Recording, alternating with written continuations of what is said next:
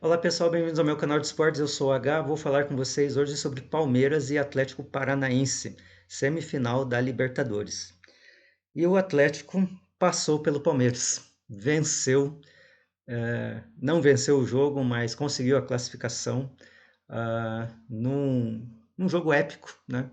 Épico não só para a história do Atlético, né? Para os torcedores, mas pela forma como foi conseguido, né? Porque não com o decorrer do jogo, a ideia que ficava é que o Atlético não teria condições realmente de vencer esse jogo e de passar a final. Então vamos ao jogo. O Atlético entrou no 4-3-3, no qual tinha, podemos chamar de três volantes, né? É a formação com três volantes, mas dois homens avançados, em que penso que é uma coisa mais falsa, por assim dizer, né? Na prática, o Atlético estaria marcando bem. E a disposição tática do Atlético ali no início de jogo dava a impressão que seria uma questão de tempo para encaixar a marcação e o Palmeiras não tocar na bola. Acontece que, por uma sorte do destino, incompetência também ali de dois jogadores do Atlético, aos 3 minutos já estava 1-0 para o Palmeiras. Gol do Gustavo Scarpa, que fez tanta falta aí, segundo os comentários esportivos aí de São Paulo, para o Palmeiras, justificando aí essa falta que o Gustavo Scarpa fez. Acontece que, a partir dali, o Palmeiras não se incomodou em manter o volume de jogo e tentar conquistar ali a vitória necessária para conquistar a vaga. Foi fazendo a coisa com mais calma, é um hábito ali do Abel Ferreira fazer isso, sabe? Ele usa lá o símbolo, né? Cabeça, cabeça, tem que usar a cabeça. Então, no momento que empatou o jogo, agora está tranquilo, temos até o final dos 90 minutos para fazer o segundo gol e tentar levar essa classificação.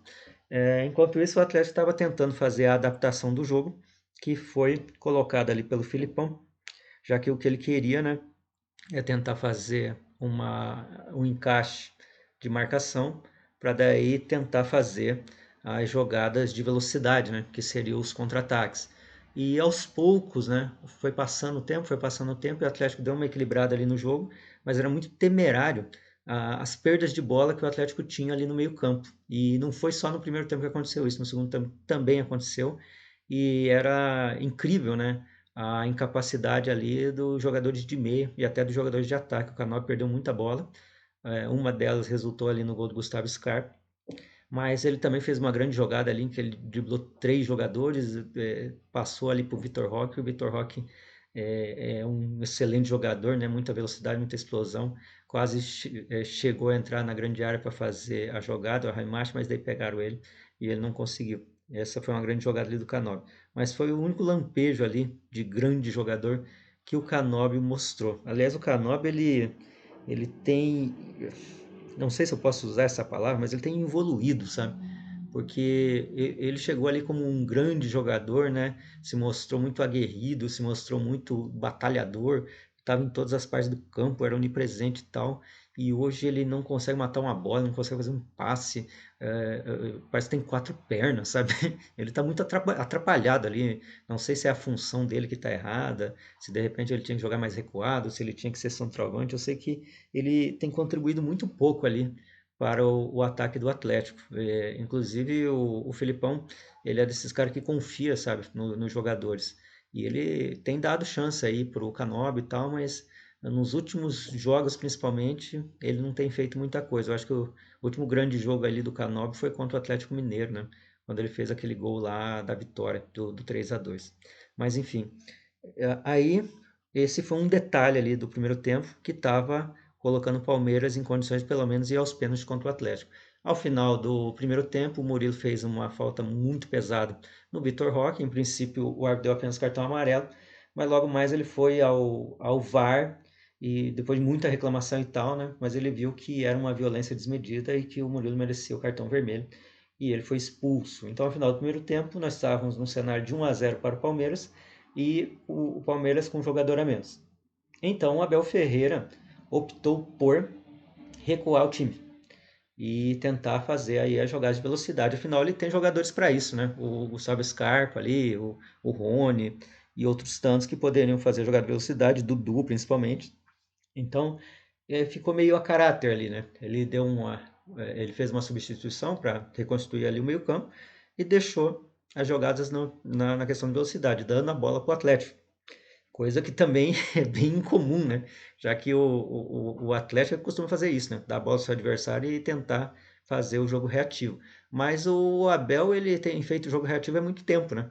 Então não é nenhuma novidade eles fazerem isso. E com isso o Atlético começou a ter mais volume de jogo e começou a dominar mais o campo do Palmeiras, a estar mais com a bola no campo do Palmeiras. E o Palmeiras, nessas jogadas de contra-ataque, levava perigo, mas não era assim um perigo eficiente. Acontece que numa falha da zaga, mérito também do Gustavo Gomes, que é zagueiro, né? O cara é zagueiro central ali e volta e meia ele tá fazendo gol. Ele acabou fazendo um gol numa cobrança de lateral. Não me lembro qual foi a última vez, se é que houve uma vez em que eu vi alguém fazer um gol na cobrança lateral. Isso aí remete ao Paraná Clube lá dos anos 90, sabe? 92, 97, que é chamado de jogada laboratório, né? Então o cara cobrava lateral e alguém tentava cabecear e o Paraná Clube fazia muitos gols assim, desse jeito. Mas hoje em dia, no futebol moderno, é muito difícil você ver isso acontecer. E aconteceu hoje, né? O Gustavo Gomes fez o segundo gol e estava 2-0 para o Palmeiras, com um jogador a menos, e o Palmeiras estava indo para a final. E aí, assim, como torcedor, eu estava muito desesperançoso, porque eu pensei assim, poxa, o Atlético tem totais condições de vencer esse jogo. Já estava até elaborando o vídeo, né, o que eu ia falar, né, caso o Atlético perdesse esse jogo, que ia ter perdido a maior oportunidade da história, né, de ter chegado à final diante desse jogo de 11 contra 10. Mas o Atlético assim se mostrou muito maduro, sabe? Acho que tem a ver ali com o Felipão, que já é experiente, com o Fernandinho, que também é experiente. Então, assim, eles acalmaram a galera ali. O Thiago Heleno já conquistou muitos títulos, né?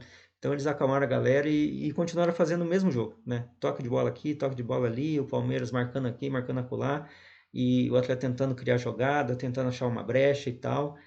Daqui a pouco o Filipão botou o Pablo, e quando ele foi botar o Pablo, os comentaristas diziam assim, poxa, só falta ele botar no lugar do Vitor Roque. Eu mesmo pensei, né? Vai botar no lugar do Vitor Roque, não vai adiantar nada, né? Mas ele botou de modo que o Atlético ficou com 4 atacantes. E assim, na outra jogada, uma tabela ali dos 4 atacantes praticamente, chegou no pé do Pablo e o Pablo fez o gol e virou aquele 2-1, né? Que estava levando de novo, né, o jogo para os pênaltis. E assim, mesmo assim, não dava a impressão que o Atlético ia virar, né? Que o Atlético ia conseguir esse empate, porque o Atlético fez esse gol e continuou do mesmo jeito, sabe? E a bola não chegava, e o Palmeiras era perigoso no ataque, o Dudu ali deitando e rolando ali, Pedrinho fazendo, até tomou um cartão amarelo, tava temerário ali que ele tomasse um segundo cartão amarelo, porque todo mundo imaginando que esse árbitro poderia expulsar alguém e tal. E aí ainda teve aquela jogada, se não me engano, do Gabriel Menino, que ele ficou na cara do gol e acabou o Bento fazendo uma defesa monumental. E eu digo e venho dizendo aí nos últimos vídeos, né? O Bento é o melhor goleiro do mundo. Quando ele faz essas defesas, eu não tenho dúvida. O Bento é o melhor goleiro do mundo. E é por isso que o Atlético está onde está. Porque esses detalhes de ter bons goleiros é que levam à conquista de título. Não é só o atacante. O atacante também é importante. Se você tem um atacante agudo, você também tem uma possibilidade grande de conquistar título. Mas você tem que ter um bom goleiro. Você tem que ter um bom zagueiro. Ah, méritos aí ao Thiago Heleno também, que é um excelente cabeceador, sabe se posicionar, consegue tocar bem a bola, eventualmente falha, como falhou no gol, né, do Gustavo Gomes, mas faz parte também porque ninguém é perfeito, né? O zagueiro também é ser humano, mas se você tem algum nível de excelência, em que na maioria das vezes você consegue jogar bem, isso auxilia o time. Então, a partir dali, o Atlético dominando o jogo, com pequenas jogadas esporádicas do Palmeiras de contra-ataque, mas o Atlético estava com a sua defesa depois da bola do meio-campo ali, né? Estava na intermediária, eles não voltavam mais para o campo do Atlético, porque o Palmeiras não dava esse trabalho, né? E aí, toque de bola aqui, toque de bola dali e tal. E o Felipão não fez nenhuma outra substituição, já tinha feito 4, né?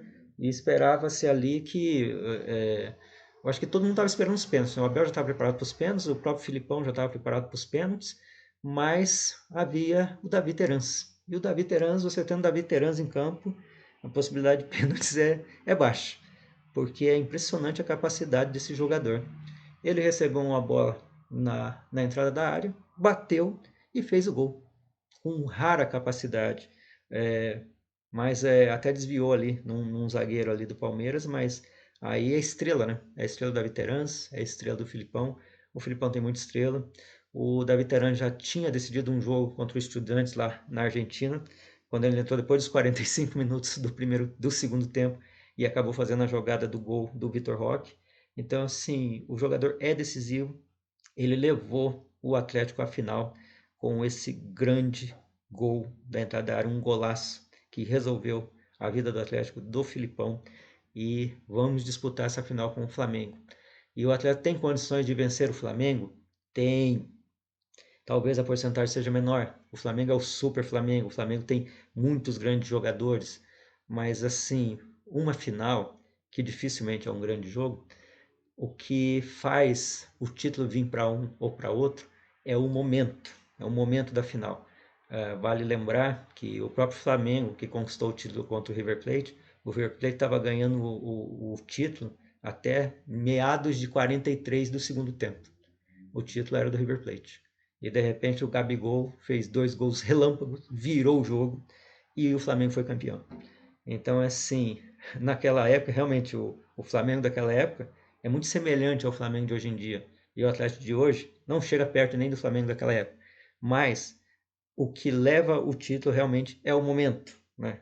Se naquele momento os jogadores estiverem bem dormidos, estiverem com uma estrela, o Filipão mesmo, que tem uma estrela incrível, tiver capacidade de escolher o jogador certo ou de jogar o time para cima no momento certo, de fazer uma boa defesa, de evitar as grandes investidas do Flamengo, talvez o Atlético consiga conquistar esse título. É, e se for disputa de pênaltis, vai ser um grande duelo. Porque assim como foi hoje um grande duelo entre goleiros, já que o Everton também foi goleiro do Atlético, e a escola do Atlético é uma coisa maravilhosa em relação a goleiros, posso citar aí dezenas de nomes, né, de goleiros. Vamos lá, Caju, Roberto Costa, Neto, Diego, é, Ricardo Pinto, é, o Everton, Bento, Santos, Flávio e por aí vai. Realmente é uma escola de goleiros, maravilhoso. E então a disputa dessa final entre Santos e Bento vai ser uma disputa sensacional, vai ser uma disputa maravilhosa. Se houver os pênaltis, então eu acho que eles vão brilhar e sei lá, né? Vai ser assim épico, né? Essa disputa. Isso pro dia 29 de outubro, já está marcado. O Atlético já está lá em Guayaquil e o Atlético derrubou o Palmeiras. Se o Atlético conquistar esse título, como eu disse em vídeos anteriores, o Filipão merece uma estátua lá na entrada da Arena da Baixada, e porque vai ter ganhado dos 2 melhores times da atualidade, o bicampeão da Libertadores atual, o também bicampeão Flamengo, mas não em seguida, né? Mas o melhor time das Américas, e o Atlético teria derrubado, poderia ter derrubado os 2 maiores times da América na atualidade. E assim se notabilizando como um grande time, né? Porque você não consegue derrubar grande se você não for um grande time. E aí realizando o sonho não só do Petralha, como dos torcedores, de também não só ganhar Libertadores, mas disputar um título mundial com o poderoso Real Madrid. Nunca, nunca nenhum torcedor iria imaginar, principalmente se você pegar os torcedores ali dos anos 80, meados do início de 90, que o Atlético iria disputar ou poderia disputar uma partida sequer contra o Real Madrid. E hoje tem essa possibilidade, em vencendo o Flamengo, de disputar uma partida com o Real Madrid. Lembrando que, se for aquele modelo de campeonato mundial, ainda tem que passar pela semifinal, né? Porque alguns brasileiros não passam da semifinal, né? Aí não vão à final, aí a situação fica pior ainda, né? Quer dizer, o mais difícil, o mais fácil, o mais difícil consegue, né? Que é o título, e o mais fácil, por assim dizer, que é passar para a semifinal, não consegue.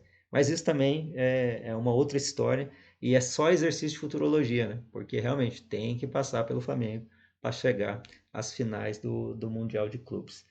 Supondo que venha a ter também, né? Porque A FIFA é uma coisa de maluco, né? De repente eles resolvem nem fazer o campeonato mundial, né? E daí a chance de disputar o título mundial cai por terra, né? Mas enfim, o negócio é que o Atlético passou pelo Palmeiras, derrubou muita gente lá da imprensa paulista, achando que o Atlético não faria frente ao Palmeiras, mas fez. É importante ressaltar que alguns jornalistas da imprensa paulista pegavam muito respeito ao Atlético Paranaense, porque sabiam e sabem da qualidade do Atlético. E para alguns isso não foi surpresa, para outros talvez tenha sido.